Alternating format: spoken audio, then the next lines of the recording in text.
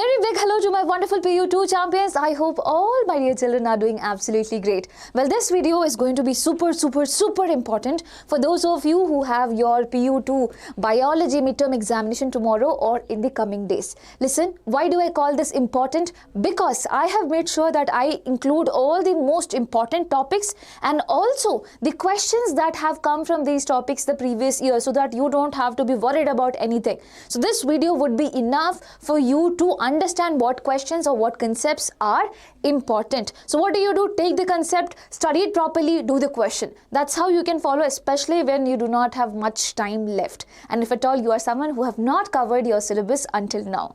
So this is like, I won't say it's a shortcut. Obviously, this is a smart way. This is not a shortcut. You would definitely have to work hard in this as well. But at least you are going to make sure that you will be on the safer side. Okay, so you can make use of the playlist over here, my dear children. You see PU2 Biology full term revision marathon. If you go there, you will see for each chapter I have made one shot video, and then I have made the question video. That's in 2 marker, 3 marker, 5 marker questions that have come from this. And I truly understand it won't be the time is not enough for you to watch all these things, which is why, as I said, whenever I show you a concept, if you think you do not know it, open the one-shot video, look for the concept. Okay, once you understand the concept, now over here I have the list of questions which are there, which you have to practice. So once you do clear all the concepts one by one, and then after that, pick up these questions as well and try to solve it. Are you able to do it or not? Check it out. These questions are something that have been repeated so many times, and this can guarantee you some marks. So first thing is your chapter molecular base of inheritance. This video is going to be short and helpful. Watch it fully. And if at all you think it's helpful, do not forget to hit on the like button and on the subscribe button and share it with your friends. Don't be selfish. Okay, now DNA double helix structure is the first important thing. In that, the features of the DNA double helix can be asked. You have to talk about the sugar, phosphate and all this thing. Whatever structure of DNA is, you have to talk about that. And then, my dear children, euchromatin and heterochromatin, the difference between both of them. So DNA is compacted into chromatin, and then you have two different types of chromatin, euchromatin and heterochromatin. You have to talk about their differences. Now, at any point when I say all this thing, you feel that I do not know, watch the one-shot video, watch the concept, put the video into 2x speed and understand it. Okay. Now, if you think the time is not enough. Now, experiment in search of genetic material. You have 3 experiments. 3 of them are equally important. Griffith, Avery and Hershey. In the Griffith experiment, you used Streptococcus pneumoniae and you had the mice. Okay, you killed the mice with the help of that. And then Avery was the one who followed that. And after that came Hershey and Chase. So, please go through all these things. Now, DNA replication experiment, Michelson and Stahl experiment is there. You would not be asked about Michelson and Stahl experiment. You would be just asked, what is DNA replication experiment? Or can you tell the can you explain the DNA replication experiment? So you should know that it's been asked about this particular thing. Next thing, transcription. In transcription, the role of sigma and rho factor are really important. The promoter region, sigma comes and attaches. The rho factor is for terminating the process of transcription. So all these small things. Now, different type of RNA polymerase. In eukaryotes, we have 3 different type of RNA polymerases which will be helping in transcription of 3 different things. Okay, and apart from that, what is the difference between hnRNA and mRNA, and what is the similarity as well? What do you find in common? You find the exons in common because introns are being removed from the hnRNA, and that's how you get the mRNA. So all these things are really important, super important. Now, translation. In translation, the steps of translation can be asked, but especially, what do you mean by amino acylation, or what do you mean by charging of tRNA? It means amino acid comes and joins to the tRNA. That process is known as amyloacylation.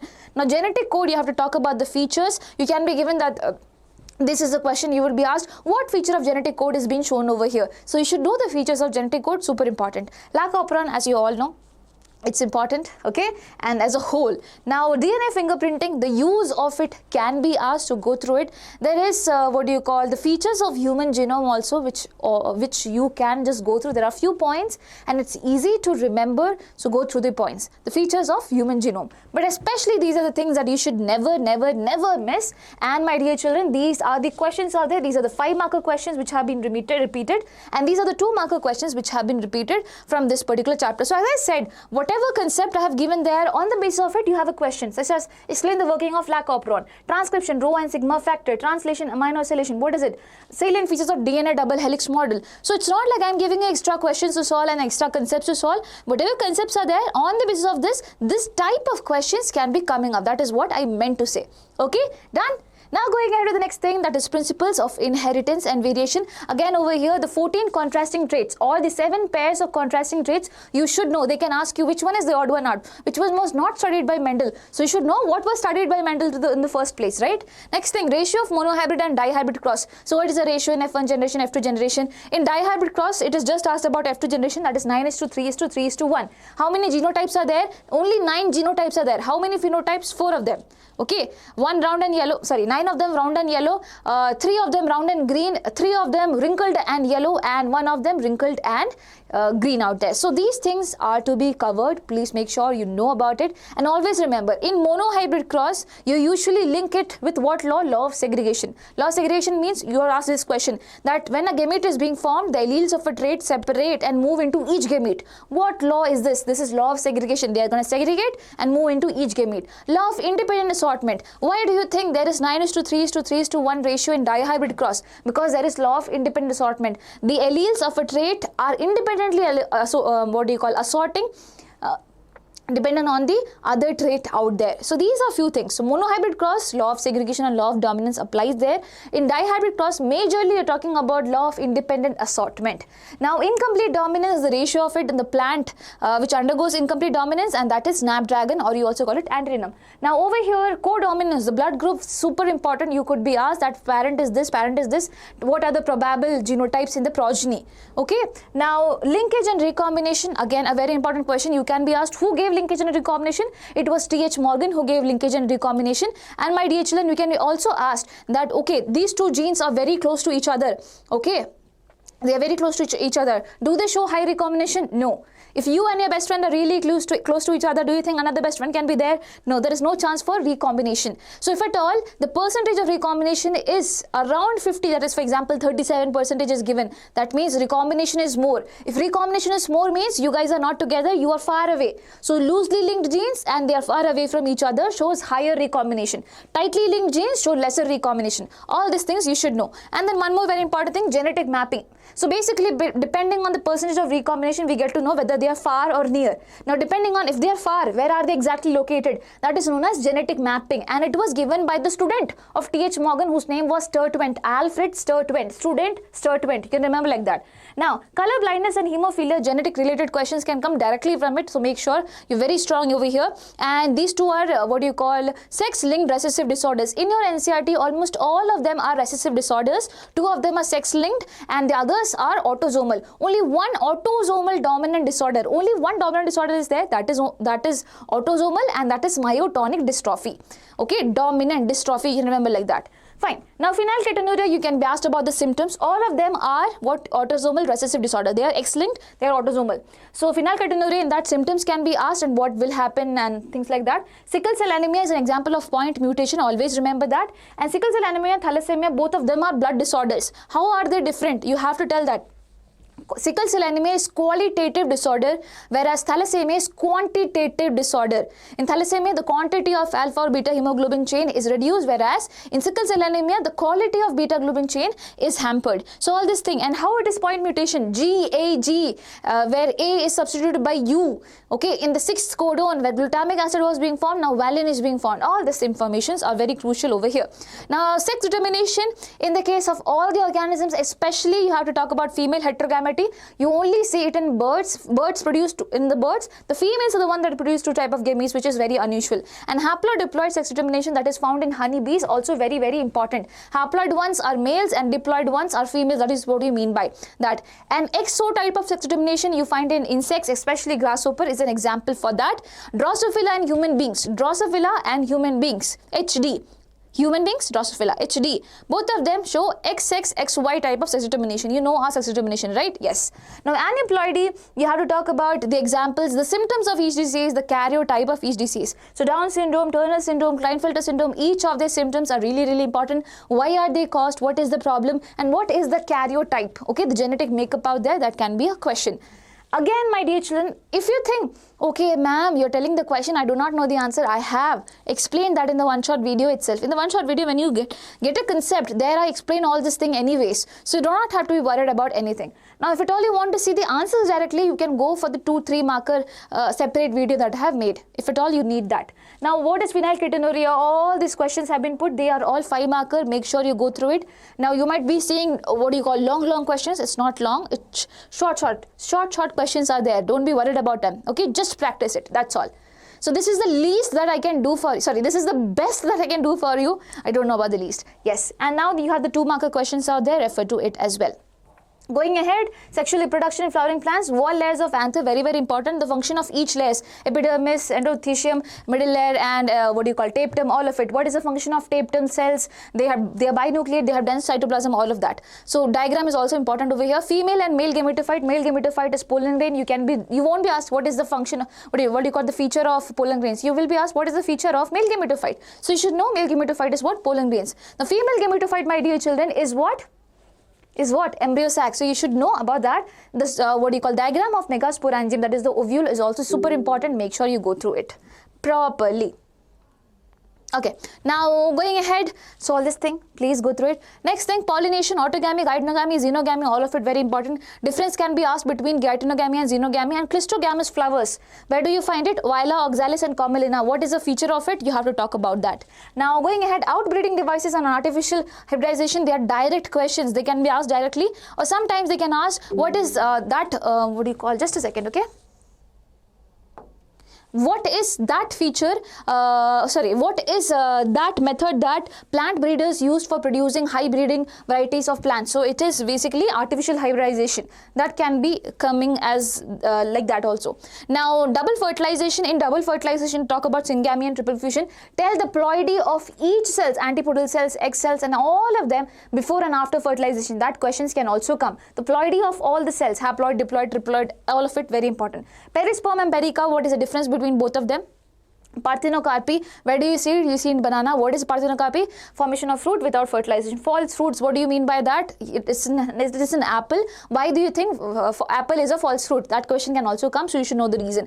Upper mixes and polyembryony, super important topic. In upper mixes, the example is grasses and Asteraceae. Polyembryony example is citrus fruits, okay, such as orange and all those things. And the definition, and as I said, it's all super important. Going ahead, these are the type of questions that came. There are diagram based questions as well. Make sure you go through the diagrams very well. Fine, 5 marker, 3 marker. Now going ahead. So before I go ahead, very important thing, that is, if at all you are someone who is preparing for KC90, then we are launching an online crash course for you guys, which is a 90 days course, and we would be making sure that you get a rank within 1000. So if at all you have any queries around it, make sure you call this number or look out for the link in the description box. Okay? Going ahead, we have human reproduction. These are the topics. Structure of male and female reproductive system. Over here, in the case of male, accessory glands and ducts are really important.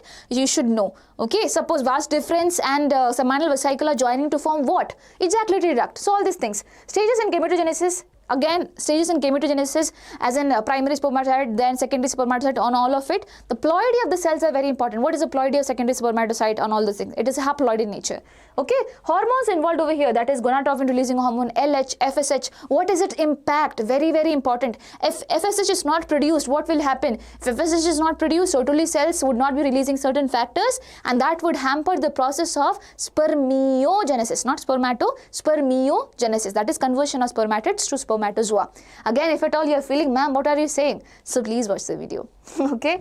Now, menstrual cycle. Listen, there is no option to not study, right? We have to study, we have to pass, we have to score great marks. So please make sure you're putting that bare minimum effort today, and you will not regret it tomorrow. Okay, now menstrual cycle, the names of all the phases, the hormones released in each phase, what is happening in the ovary, in the uterus, in follicular phase, or in the proliferative phase, you should know. So follicular phase is also known as proliferative phase. Why it is known like that, you should know. Basic differences, okay? Now, stages of embryo, especially morula and blastocyst, very important. Morula is 8 to 16 cell stage, and after that you have blastocyst, where you have trophoblast and inner cell mass and all of that things. Okay, so placenta, very important, the functions of placenta and the hormones released by placenta. Hormones are a separate thing itself. So placental hormones are 4 in number, you should know that. Ovarian hormone is 1 during pregnancy, and that is relaxin. It is released during the later phase of pregnancy, not during the pregnancy, during the later phase of pregnancy. What are the hormones already there in the blood which increases many folds only during pregnancy? It is prolactin, cortisol and thyroxine. Okay, now gestation, what happens in each month? So few months are given, what happens in each month, very very important. MCQ questions can also land up from there. Parturition, why it is known as neuroendocrine mechanism, you have to explain why neuronal signal is there, why it is known as hormonal also, all these things. Okay, again the questions are listed over here, you can just go through it. This is a 5 marker and 3 marker. Cool. Now, human health and diseases, my dear children. Overview of all the diseases. I'm so sorry, there is no shortcut to it. You have to remember the diseases as well as their symptoms. Always remember nasal congestion and everything is related to your nose, right? So the upper respiratory tract is being hampered when you have a common cold, not when you have pneumonia. So pneumonia is targeted to the lower region of your respiratory system. Now, malaria, life cycle of Plasmodium is very important. What is hemozoin, when it is produced, all of it very, very important. Now, innate and acquired immunity. In innate, what are the 4 barriers that are there? In acquired immunity, the structure of antibody is super important. Active and passive immunity, you would be asked the difference between both of them. And also, you have to talk about colostrum. Colostrum is a part of passive immunity. What is colostrum? Is the first breast milk, which is rich in which antibody? It is rich in IgA. So, from Amma, you get IgA, AA, you can remember like that. What is the first, antibody to pass from the mother to the child? It is to the placenta and it is known as IgG. Okay, it is what? IgG. So first comes G, then comes A in the milk. Okay, now vaccine, what exactly it is? What does, when you get tetanus injection, what does it contain? Whenever you have a snake bite, why are you given antitoxins? Because, my dear children, you cannot wait for your body to produce antibodies. You just directly giving antibodies. You're giving ready-made antibodies because you do not want to wait for your body to produce it, because it might take long and you might die. Okay, so those are the things. Allergy, what are the cells involved? Allergy, IgE. Allergy, in that IgE is an antibody that increases in amount vastly. Now mast cells, histamine, all of it, what is the role of it? What does histamine do? All of it is important in a brief way. Okay, lymphoid organs, the different type of lymphoid organs, location of it, very very important. Primary and secondary lymphoid organs. In primary lymphoid organs, they become antigen sensitive, they don't act. Okay, they become sensitive to it. They become effector cells when they go to secondary lymphoid organs. So you should know all those things. Okay, now HIV/AIDS is known as, in HIV/AIDS, the factory of HIV is macrophages, and which cells do they, affect the most? It is T helper cells. Okay, and the schematic representation of HIV is super important. Make sure you go through the diagram. Now cancer, the features of the cells, causative agents, all of it, very diagnostic treatments, all of it super important. Drugs, the structure of opioid and cannabinoid is important, and mode of action of all nearly is very important. You can get questions like this. So prescription, the label of the drug is lost, what is it? So it is sedative and painkiller, so it is morphine and all those things. Okay, so these are the 5 marker questions that have come from this particular chapter. Now, these are the 3 marker and this is the 2 marker questions. My dear children, if at all you feel that I am going on really fast, I want to save your time, because watching this video will get you to understand what are the concepts that are important. Anyway, I am not explaining you the concepts over here, which is why I am going fast, so that you get to know the concepts and you practice it as soon as possible. Okay? So please go through all the questions mentioned over here. Now reproductive health, these are the things. Amniocentesis, the genetic disorders that can be found with the help of amniocentesis, super important. What are genetic disorders? It is hemophilia, Down syndrome, all of it. Amniocentesis cannot be used to find jaundice and things like that, because it is not genetic. And amniocentesis was banned because people used it for finding the sex of the child, and it increased what? The female feticides out there. Now, infant and maternal mortality rate, what is it? And things like that. If at all it goes high, what does it mean? All these things are important.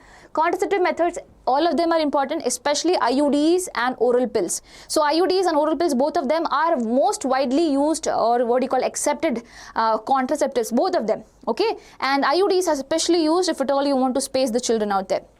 Now MTP, when is it safe? At around 12 weeks it is safe, but it can be done up to 24 weeks. It is safe up to 12 weeks, but it can be done up to 24 weeks. So what are the things that are needed? If 12 weeks, then 1 practitioner. If 24 weeks, then 2 practitioners approval is needed.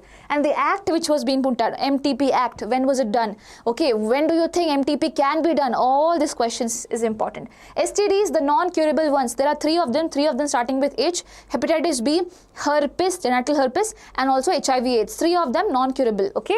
Now, assisted reproductive technology, gift, and artificial insemination are the most important things, but you have to go through all the other things. So, when can you put via ZIFT? Where do you put embryo which is up to 16 blastomere stage? You do not put it in the fallopian tube, you put it in the uterus, and that is known as intrauterine transfer. Okay, you can only put 8 either zygote or an embryo up to 8 blastomeres into fallopian tube. Always remember that. So these things are there, and these are the questions that you need to know, so make sure you go through it. Okay. Now, the last thing, evolution chapter, my dear children. So, I've directly put down the questions, right? The salient features of the human ancestors, all of them. You should know what is the cranial capacity and all, wherever cranial capacity is mentioned. Okay, you have to talk about that. Now, write a detailed note on adaptive radiation, know the example of it. You can talk about Darwin's finches, that is the easiest one. With the help of neat label diagram, explain the Stanley Miller experiment. What were the things that were used? That is methane, my dear children, as ammonia and water and H2. Okay, so these 4 things are very, very important. State the Hardy-Weinberg principle, right? Explain any 4 factors affecting the Hardy-Weinberg principle. So, I have to talk about the formula also, P square plus 2PQ plus Q square is equals to 1, and the factors, genetic drift, gene flow, natural selection, recombination, mutation, all of it. Okay. Now, 2 marker questions, potato tubers and sweet potato tubers. What are they? Convergent evolution. Why is it convergent evolution? Neanderthal man, short note. Okay. And mention the evolutionary significance of the following. Shrews and lofins. What is their significance? So, they are like in between. Shrews is between reptiles and mammals, and lofins basically is between fishes and amphibians. So, that is the evolutionary significance. Mention the, So, I have repeated this question, I'm so sorry. And then what are analogous organs? So, the organs which you find in convergent evolution, my dear children, they are analogous organs. You have to talk about that. Enumerate on convergent and divergent evolution. You have to talk about that as well. And with that, we end the video. So, that's all. I know I was a bit fast, but it was just for you guys. If at all you think you need to slow it down, please slow it down with the help of the speed breaker out there. And my dear children, wishing you all the best. If at all, at any point you have a doubt and you want me to solve that, put it down in the comment section. I am here to solve that. I just wish that the best thing happens to you, and wishing you all the best. As I said, if at all any doubts, put it down. Okay? Lots and lots of love. God bless all of you guys. Bye-bye. Take care. And do not forget to hit on the subscribe button if at all you think that this video helped. Bye-bye.